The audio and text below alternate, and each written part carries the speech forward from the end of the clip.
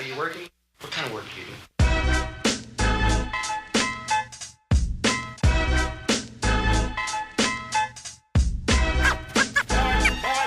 What is it you want to do when you grow up?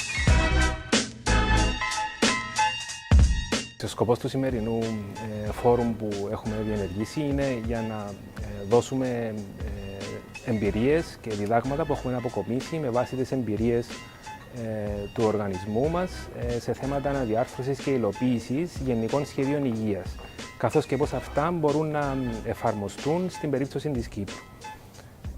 Είχαμε την τιμή να παρακολουθήσουμε σήμερα τον πρώην εκτελεστικό σύμβουλο του NHS Αγγλίας, κ. Sir David Nicholson, ο οποίος μας εξήγησε για τα προβλήματα και τους τρόπους αντιμετώπισης που έτυχαν στην περίπτωση της Αγγλίας, καθώς και άλλα παραδείγματα άλλων ξένων χωρών, των οποίων τα διδάγματα μπορούν μόνο να μας βοηθήσουν για την σωστή υλοποίηση ενός αποδοτικού και ποιοτικού συστήματος υγείας για την Κύπρο. As well as working in the English National Health Service, I've worked in over 20 countries over the last 4 years, and I've learned quite a lot about how you make change happen in healthcare.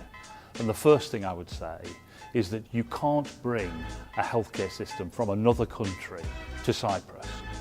It has to come out of the experience, knowledge, understanding and social relations of the Cypriot people. That's where the talent, that's where the understanding, that's where the knowledge about healthcare will come. But you can learn from other healthcare systems. There are things, mistakes that I made in my own healthcare system and other people can make will help you get the best possible outcome for your patients.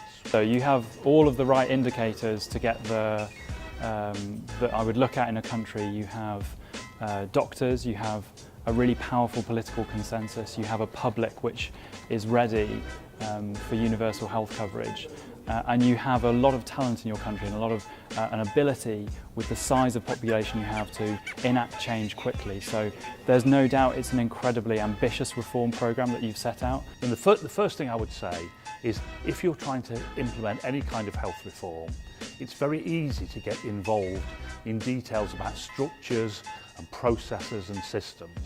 You need to focus all the time on benefits for patients.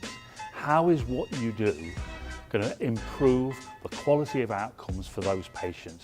How will it help the doctors and nurses and health professionals do their job better? And if you have that in front of your mind when you're trying to make the changes, the chances are you'll make the right kind of changes.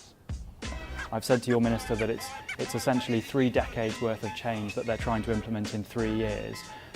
But we've seen in our work in Bahamas, where over the last 18 months we've rolled out national health insurance across the whole country, that it is possible to create transformative change of that scale very rapidly.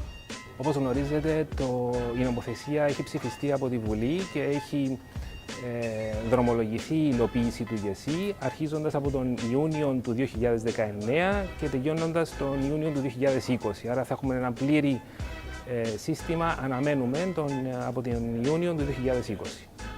There's no doubt the size of Cyprus is a great advantage. And what I would say to people involved in leading the reform is to make it as simple as possible. You don't need a highly complicated system to provide services to 1 million people. You need to develop a system that people can understand. One of the problems with many of the systems in other parts of the world is that they are so complicated, it's very difficult for an individual patient to be able to navigate themselves through it. You've got the opportunity to make a very straightforward, simple service where patients can see their doctors, can get referred to the hospital that they need to get to. If they need that sort of treatment, they can get their treatment quickly and they can get great outcomes. I spend a lot of my time going around the world talking to governments and to health system leaders about how they can achieve universal health coverage in a way that's sustainable. And the things that I often say are, it's really important to establish a dominant public payer. It's really important to have a payment system that rewards quality and not just quantity.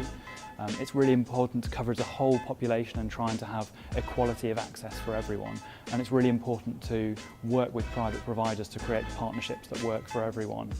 When I first came to Cyprus this week, I sat down and I read about your law and your policy of NHS, and I saw all of those things, and I was really pleased to see so many of the best practices that other countries in the EU and around the world have learned have been implemented here.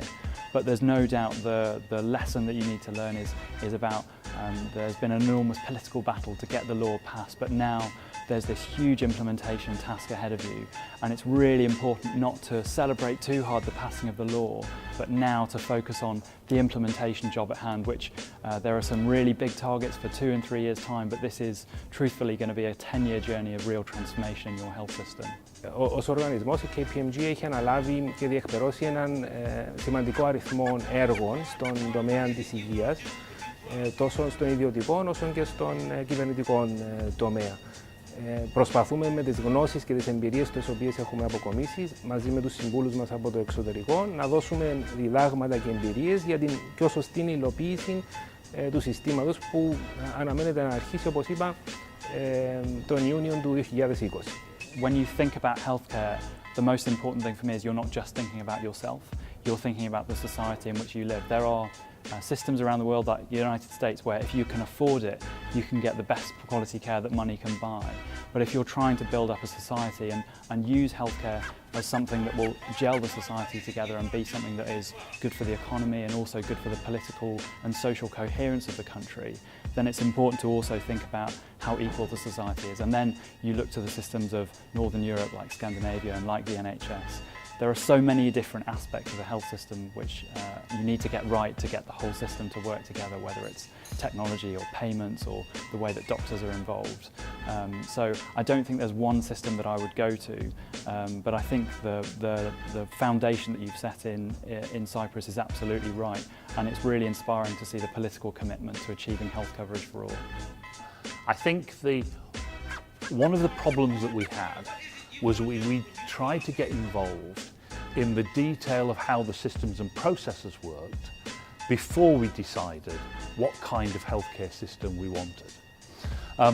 So there are lots of people who are terribly interested in health insurance systems, multi-payer, single payer.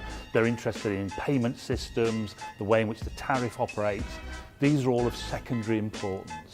The most important thing is be able to provide a compelling vision for what your healthcare system will look like. We did it, but we did it too late, and we could have saved a lot of time and effort if we'd have been much clearer upfront about that.